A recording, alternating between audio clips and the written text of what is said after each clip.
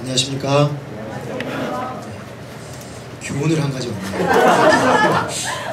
한 가지에 집중하는 것이 좋다. 어쨌든 큰 기쁨이 있는, 큰 기쁨이 있는 분위기와 상관없이, 상황과 상관없이 큰 기쁨으로 주님을 찬양하는 모습이 참 보기 좋습니다. 바이블 캠프 통해서 받은 은혜가 이미 우리 헌도자님들 안에 크구나 하는 생각을 하게 됩니다. 어저께 수양회를 마치고 또 다시 주일을 맞으니까 많이 다르다는 생각이 들어요. 우리가 동일한 사람들인데 경험한 은혜가 있기 때문에 우리 찬양이 달라지고 또 예배가 달라지는 것을 느낍니다. 이것이 한 번의 경험으로 그치지 않고 삶 속에서 계속해서 열매 맺는 은혜가 있기를 기도합니다. 오늘은 여름 특강 말씀으로 하나 전하겠습니다. 말씀의 제목은 그리스도 예수를 주로 받았으니 입니다. 잠깐 기도하겠습니다. 하나님 아버지, 지난 3박 4일의 바이블 캠프를 저희가 허락하시고 우리 안에 많은 생명의 역사를 이루시고 우리 안에 죽은 것들이 살아나게 하시고 하나님 앞에 반응할 수 없었던 것들을 다시금 깨워서 주님 앞에 반응하게 하시며 우리 하나님 앞에 이렇게 기쁨과 감사와 찬양으로 예배하게 하시면 생각할 때 참으로 감사합니다. 하나님, 이 시간 저희들이 주님 앞에 다시금 나아갈 때 우리의 죄와 허물과 연약함을 우리 주 예수 그리스도의 십자가에 내어놓고 우리를 위해 죽으신 그리스도의 은혜를 의지하여 담대히 주 앞에 나아갑니다. 지금 저희의 심령 가운데 이 은혜를 넘치도록 부어주시고 예수 그리스도를 주로 믿고 고백하는 자의 새로운 삶이 어떠해야 하는지, 그 방향이 어떠해야 하는지, 목표가 어떠해야 하는지 저희 심령에 새기게 하여 주옵시기를 간절히 기도합니다. 주 성령께서 이 시간 임하여 주셔서 귀한 한 분 한 분의 심령 속에 친히 말씀하여 주시옵소서. 예수 그리스도 이름으로 기도했습니다. 아멘. 우리는 지난 3박 4일간의 바이블 캠프를 마치고 주일을 맞이하게 되었습니다. 3박 4일 시간을 마치고 이렇게 내려오니까 어떤 생각이 들었냐면 잠깐 이 땅을 떠났다가 하늘에 다녀온 것 같아요. 3박 4일이 그냥 시간이 잠깐 경험하고 그냥 사라져버린 것 같은 느낌이 듭니다. 그래서 어저께 내려오는데 어떤 한 자매님이 그러더라고요. 정말 시간이 어떻게 이렇게 빨리 가는지 모르겠다고. 아마도 저는 그 말을 들으면서 문득 그런 생각을 했어요. 천국이 이런 곳일까? 천국은 영원한 하나님의 나라인데 천국은 우리의 시간 개념을 뛰어넘는 어떤 경험이 있는 곳일까? 그런 생각이 들 정도였습니다. 그런데 우리가 그런 다시 가고 싶은, 계속 거기 있고 싶은 베드로가 예수님과 세 제자가 함께 올라가서 하늘의 경험을 했죠. 너무 황홀하니까 주여 여기가 좋사오니 우리가 초막셋을 짓고 그냥 여기 삽시다. 그게 이해가 돼요. 너무 좋으니까 그냥 계속 이렇게 있으면 좋겠다.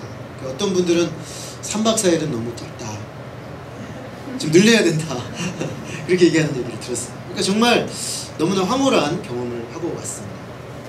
그런데 우리가 그런 경험을 하고 결국 다시금 이렇게 삶의 현장으로 다시 내려와서 우리는 이제 신앙생활을 하게 되는 것입니다. 자, 그렇다면은 우리는 어떤 자세로, 그 경험이 우리의 신앙생활에 어떤 영향을 미치고 그 경험을 가지고 우리는 어떤 방향 가운데 신앙생활을 해야 하는가라는 질문이 생깁니다. 한 가지 드는 생각은 지난 캠프에서 받은 은혜가 크면 클수록 또 많으면 많을수록 우리에게는 신앙적 열심이 많아질 수밖에 없습니다. 그런데 신앙생활을 할 때 있어서 열심히 또 열정적으로 하는 것도 아주 중요하지만 사실은 그것보다 더 중요한 것은 바른 지식에 근거해서 바른 방향으로 나아가는 신앙생활을 하는 것이 훨씬 더 중요합니다.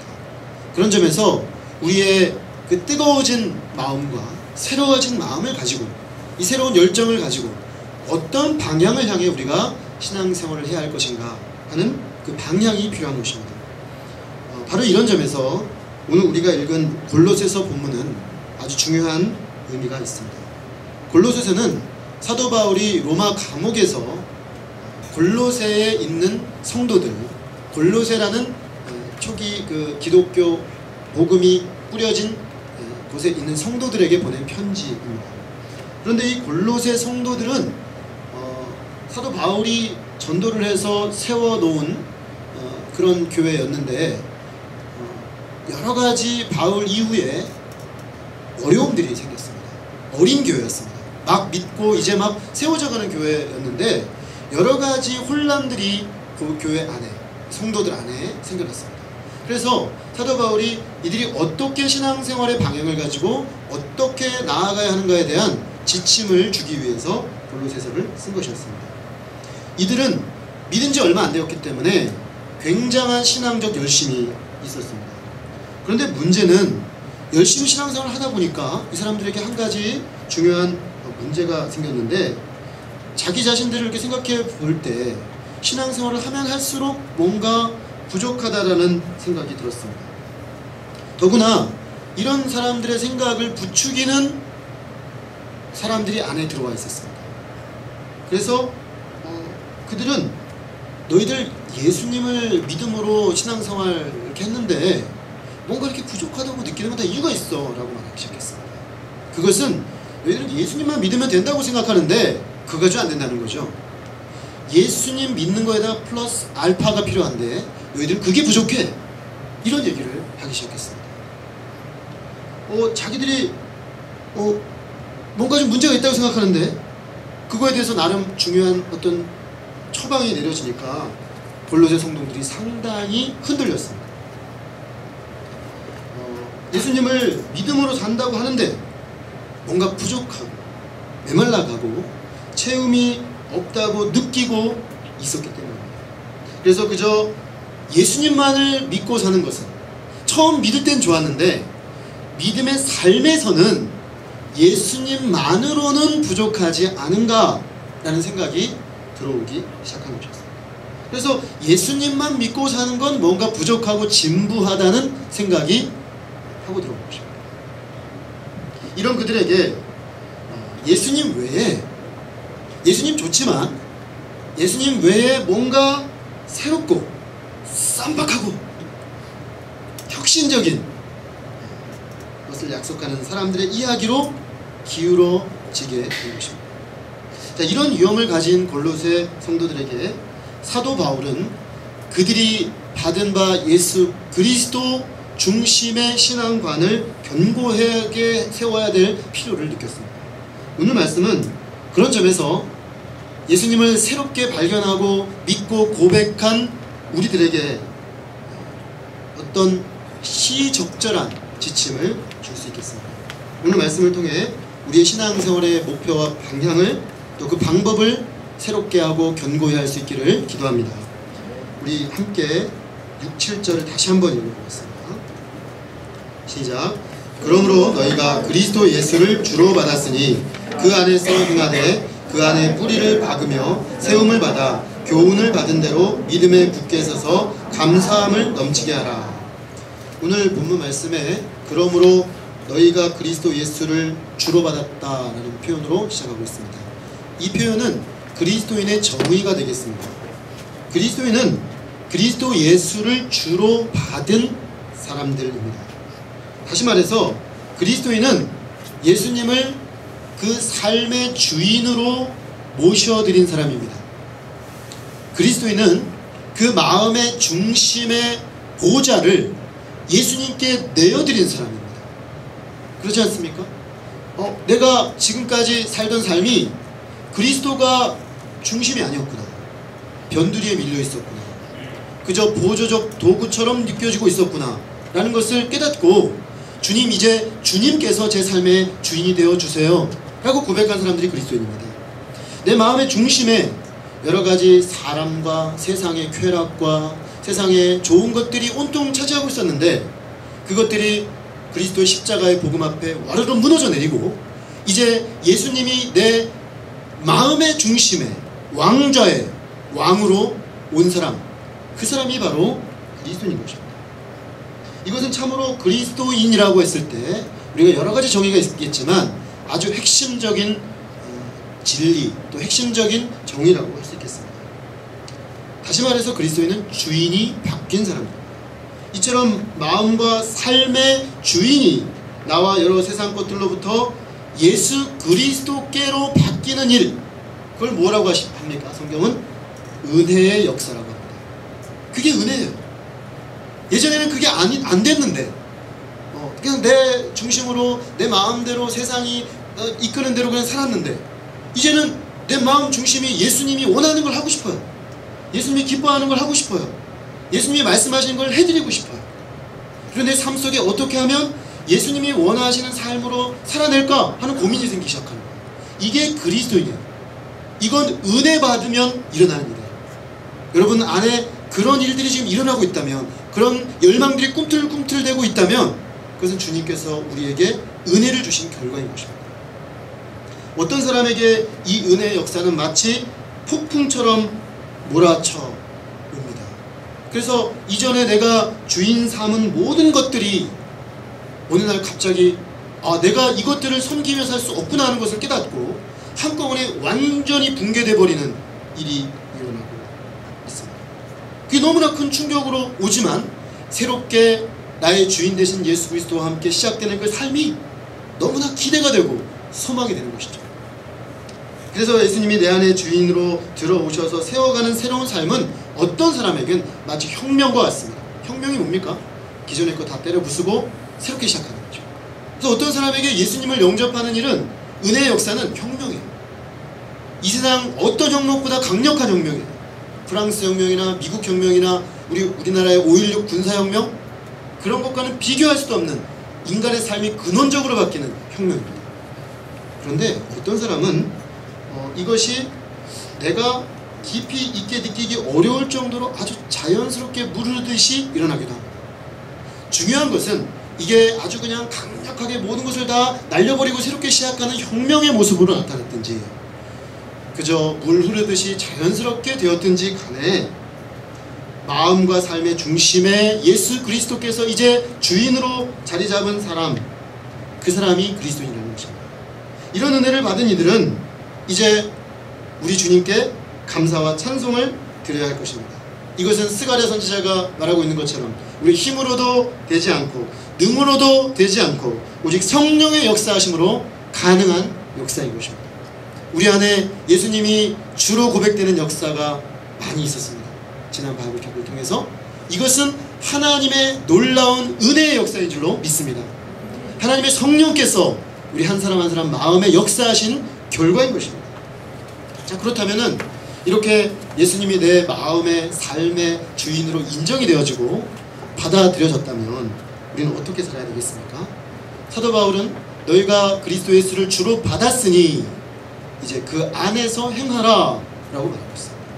즉 예수님 안에서 행하라, 예수님 안에서 살라, 예수님 안에서 걸어가라, 예수님 안에서 생각하고, 예수님 안에서 느끼고, 예수님 안에서 결정하고, 예수님 안에서 처신하라는 것입니다.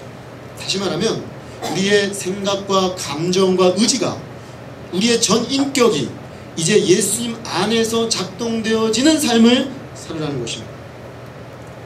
결국 예수님을 주로 고백한 사람은 그 한 번에 주로 고백하는 것으로 끝나지 않고 계속해서 그리스도 안에서 살아가라. 다시 말해서 신앙 고백은 신앙의 삶으로 이어져야 한다라는 것입니다. 믿음과 삶의 긴밀한 연결고리죠. 사도 바울은 그 서신서에서 늘 이런 식으로 말합니다.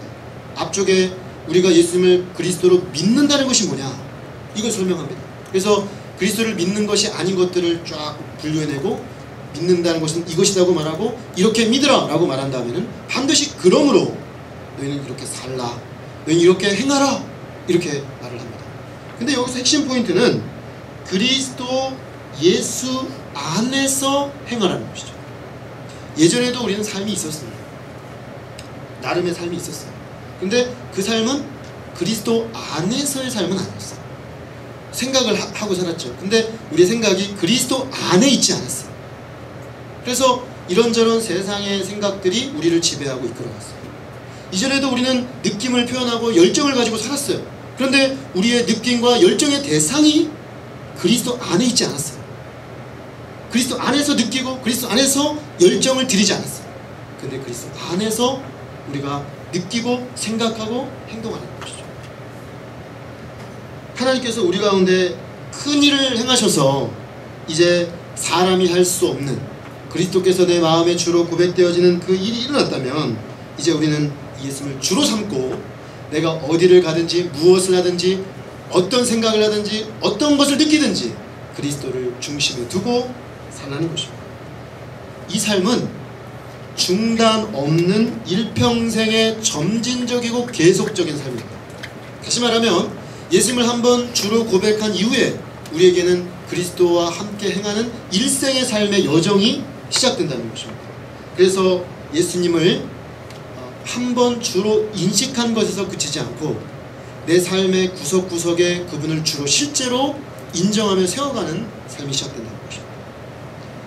그러면 그리스도 안에서 행한다는 것은 구체적으로 무엇인가 하는 것을 질문하게 됩니다.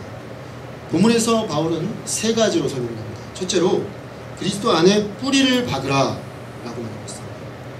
뿌리를 박는다는 것은 우리 인생의 터전, 또 우리 구원의 터전, 우리 삶의 목적을 예수 그리스도께 내린다는 것입니다.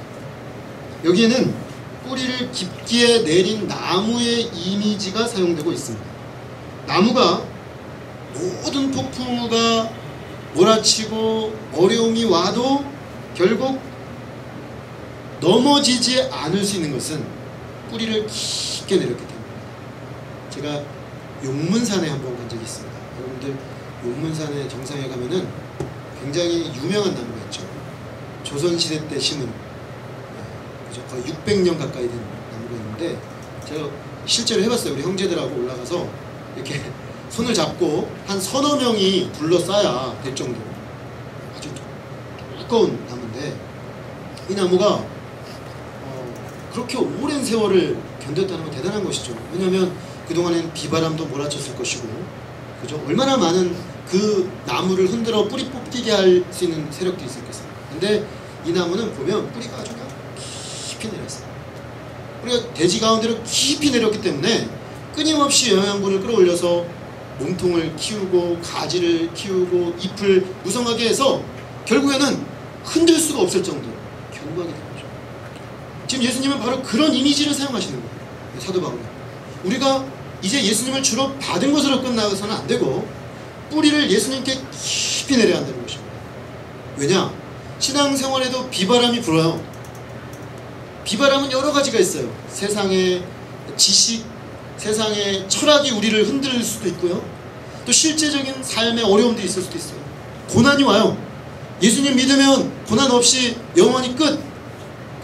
우리가 동화에서 읽는 것처럼, 그죠? 신데렐라가 왕자님을 만나잖아요. 유리구두 주인공으로 자기가 밝혀져서 만나서 어떻게 끝나요? 만나서 행복하게 살았더라. 이렇게 끝나잖아요.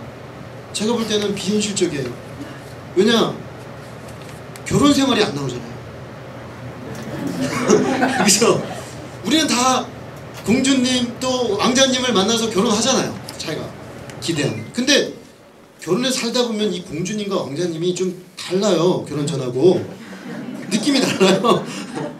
한 5년 정도까지 공주님 왕자님인데 좀 지나면 실체가 다 드러나요.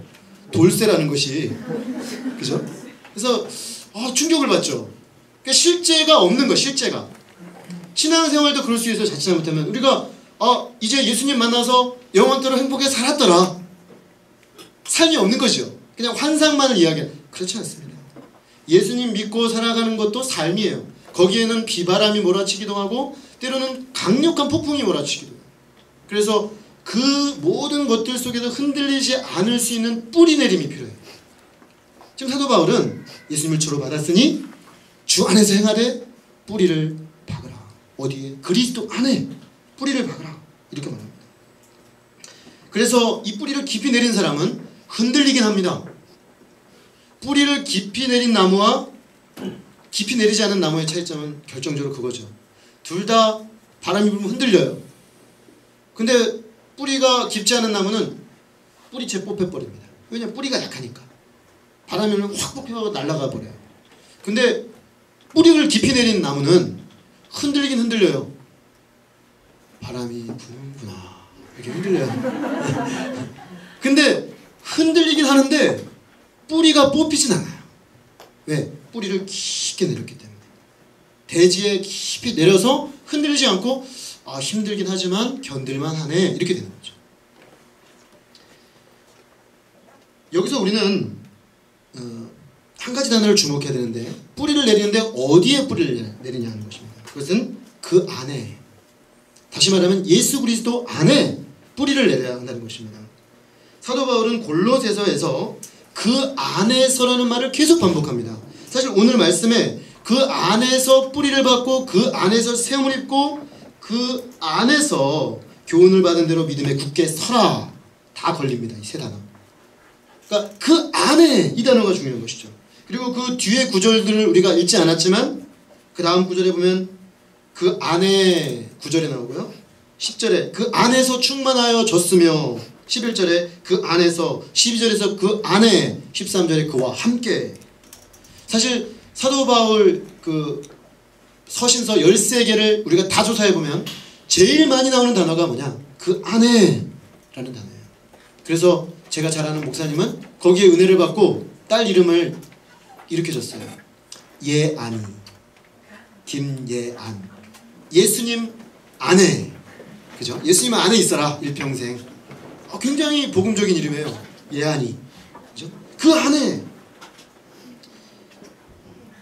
근데 왜 우리가 예수님 안에 뿌리를 내려야 하는 것입니까? 그것은 사화를 좌우하는 사도 바울의 가장 중요한 메시지이기 때문에 그는 계속해서 반복합니다. 그리스도인은 한마디로 그리스도 안에 있는 사람들입니다. 그리스도인은 그리스도 안으로 뿌리를 깊이 있게 내려서 어떤 것에도 흔들리지 않는 신앙의 고백을 가지고 사는 사람들입니다. 그리스도 안에 있다는 것은 놀라운 하나님의 은혜입니다. 그걸 우리가 아주 눈에 와닿게, 마음에 와닿게 한번 생각을 해보려면 노아를 생각해 보면 됩니다. 노아의 시대는 하나님께서 이 세상 사람들의 중심을 보니까 그 마음에 생각하는 것과 행위가 완전히 악했습니다. 그 표현을 이렇게 표현할 수 있어요. 이렇게 병이 있다면 병에 기름을 부었는데 기름이 차고 차서 넘치는 상태. 노아의 시대 사람들의 죄는 하나님이 견뎌도 더 이상 견딜 수 없을 정도로 죄가 꽉 차버렸다는 거예요. 넘치게 됐다는 거예요. 그래서 하나님은 결국 그 시대를 물로 심판하게 되었습니다. 그런 시대에 하나님께서는 당대의 의인 노아를, 하나님을 경외하는 사람 노아를 불러서 구원의 길을 허락하셨습니다. 그것은 방주를 만드는 거였습니다. 일정한 규격과 방법을 다 주시고 이대로 만들어라. 창세기에 의하면 노아는 120년 동안 하나님이 말씀하신 대로 방주를 만들고 말씀하신 날에 방주 안으로 들어갔습니다. 그런데 이 노아가 탄 방주는 좀 특이한 배예요. 이 방주는 키가 없습니다. 즉 다시 말하면 이 배는 항해선이 아니에요. 그래서 목적지를 내가 설정하고 막 몰고 가는 배가 아니에요. 그냥 구원하는 구원선이에요. 이 홍수로부터 그 안에 있는 사람들을 구원하는 역할을 하는 배예요. 그리고 이 배의 향방은 하나님이 좌우하세요. 노아는 방주 안에서 거의 1년 가까이 생활을 하게 됩니다. 노아가 구원받은 이유는 딱 한 가지였습니다. 믿음으로 방주를 만들고 방주 안으로 들어갔기 때문이죠. 방주 안에 그는 구원을 받은 것이죠. 그러면 질문해 볼까요? 방주 안에서의 삶이 어땠을까요? 스펙터클했을까요? 매일매일이 흥미롭고 감격되고 흥분됐을까요? 초기에는 그랬을 겁니다. 아마 120년 동안 방주를 만들 때는 얼마나 조롱을 받았을까요? 마른 하늘에 홍수가 온다고 그래요? 그죠? 뭐 하냐고 그러면 그 가족이 8명이 만들었거든요. 그 크기가 어느 정도 크게 되냐면 여기 고대 녹지 운동장 그 크기에 약 6, 7층 되는 건물 높이로 만든 거예요. 그러니까 그거를 8명이 부인들이 4명 있었으니까 남자들이 주로 4명이 만들니까 얼마나 힘들어요. 맨날 딱딱딱딱딱딱 나무 베어가지고 자르고 재단하고 딱딱딱딱딱 만들고 있으니까 사람들이 뭐해요? 방주 만드는 거예요. 웬 방주에 죄가 차서 주께서 심판하신답니다. 그래서 주님이 만들라고 하셔서 만들어요. 미친 거 아니야? 그죠? 혹자는 노아의 방주 이전에는 비가 없었을 거라고 얘기도 합니다. 어떤 그 창조 과학자는. 만약 그게 사실이라면 정말 제정신이 아닌 거죠. 있지도 않은, 지금까지 경험해보지도 않은 이야기를 하는 거예요. 그러니까 사람들이 안 믿어요. 그래서 노아가 오죽하면 노아의 식구 빼고는 하나도 안 들어갔겠어요. 아무도 그 말을 믿지 않았어요. 그런 죄로 인한 심판이 있을 거라는 것을 받아들이지 않아요. 오직 그 하나님을 경외하는 믿음으로 방주를 만든 그 노아의 가족만이 들어간 것입니다. 자, 그렇게 지루한 과정을 거쳐서 마침내 들어갔는데, 들어간 뒤 일주일 뒤에 비가 내리기 시작하거든요.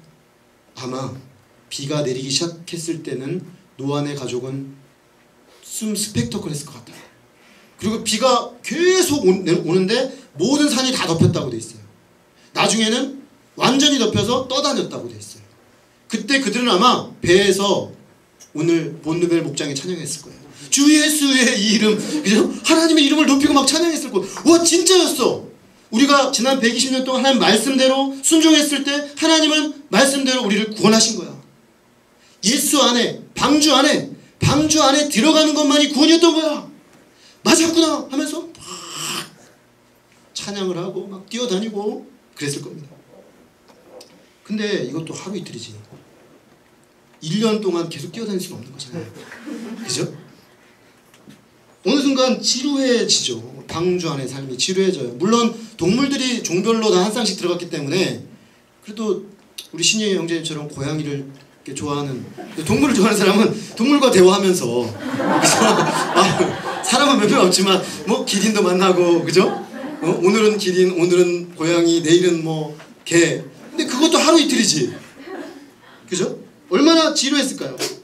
뭔가 특별한 사건이나 이벤트가 일어나기를 기대하는데 똑같아요. 그냥 떠다니는 거예요. 칼빈은, 제가 오늘 낮에 안희석 교수님하고 기독교 강요 공부를 했는데 칼빈이 이 부분을 어떻게 주석을 했냐면, 그 노아의 방주 속에 들어가 있을 때 많은 사람들이 와, 노아는 멋지고 막 스펙터클한 구원의 삶을 노래했을 거라고 상상하지만 자기가 볼 때 아니라는 거죠. 아마 많은 짐승들의 배설물 처리하느라고 엄청 고통했을 거라고 그렇게 적어놨어요. 그죠? 얼마나 싸대겠어요 그 안에서. 처음에야 사랑스럽지만, 그죠? 그래서 그 많은 치원을 하고 냄새가 진동하고 이거 언제 끝나나? 이런 생각을 했을 것입니다. 이게 단가? 이게 단가? 구원이라는 게 이게 단가? 이런 생각을 했을 겁니다. 예수님을 그리스도요 주로 믿게 된 사람들도 마찬가지입니다. 처음 예수님 믿었을 때는 커다란 감격과 은혜가 있습니다. 그렇죠. 정말 커다란 감격과 은혜가 있어요. 내가 예수님을 인격적으로 처음 만난 그날은요 결코 잊혀지지 않습니다. 저는 가끔씩 아니라 요즘도 자주 그러는데요. 내가 아직도 20살인 걸로 착각할 때가 많아요. 안 믿어지십니까? 제가 지금 40살인데도 난 대학교 1학년 같아요, 느낌이. 그래서 대학교 1학년들을 만나면 굉장히 친구 만난 것 같아요. 근데 요즘 내가 가끔 가면 당황해요. 왜냐면 내가 친구같이 다가가면 되게 부담스러워요. 그래서 그렇구나, 내가 40살이지. 20년 차이 나지. 내가 대학 1학년 때 얘네들이 태어났지. 그 사실을 깨닫는 거예요. 그래서 이거 아닌데 이런 생각을 해요. 근데 왜 나는 그때를 잊지 못하냐면, 내가 왜 그때라고 생각하냐면 나는 그때 내 영혼이 거듭났거든요. 그때 내가 20년 동안 구축해왔던 나의 삶의 모든 것들이 무너지고 난 예수 그리스도 안으로 들어가서 예수님과 함께 완전히 새로운 삶을 시작했거든요. 너무나 감격적인 거예요. 그래서 어떻게 보면 그날을 잊을 수가 없어요. 안 잊혀져요. 너무나 감격적이니까. 그런데 이 문제는 이거예요. 시간이 흘러가다 보면은 예수님 안에 있다는 것 자체가 감격이었잖아요. 처음에는 방주 안에 들어갔다는 것이 감격이었는데 시간이 좀 지나면 방주 안의 삶이 지루해요. 예수님 안에 있는 삶이 좀 지루하게 느껴져요. 그게 그거 같고 어제가 오늘 같고, 그리고 뭐 안에 있나 밖에 있나 뭔 차이 있나 이런 생각도 들어요. 왜냐면 이제 물이 점점 빠지거든요. 사람들이 거기 다 수장되어 심판되어 죽어갔지만 자기들만 살아남았지만 이제 뭐 원래 땅으로 흡복되고 하니까 꼭 안에 있어야 될 필요가 있었나? 뭐 망각하는 거죠. 때로 예수 그리스도 밖에 있는 사람들의 삶이 더 흥미롭고 재미있게 느껴지기도 해요. 혹시 그때 들어오지 않고 한번 비와 싸워봤으면 어떨까? 뭐 이런 사람을 생각하는 거죠. 그게 스펙터클하긴 훨씬 더 스펙터클한데, 사실 세상 속에서 예수님 안으로 들어오지 않은 친구들의 삶을 보십시오. 스펙타클하죠. 원래 죄를 많이 짓는 삶이 스펙터클해요.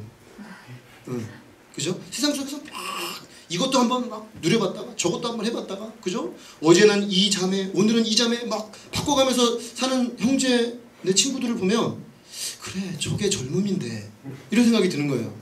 그죠? 뚜껑 없는 차 20대 몰고 다니는 사람을 딱 보면 그래, 나도 한번 남자로 태어나서 저런 뚜껑 없는 차 한번 몰아봐야 되는데, 그죠? 그런 생각이 드는 거예요. 훨씬 멋있어 보인단 말이에요.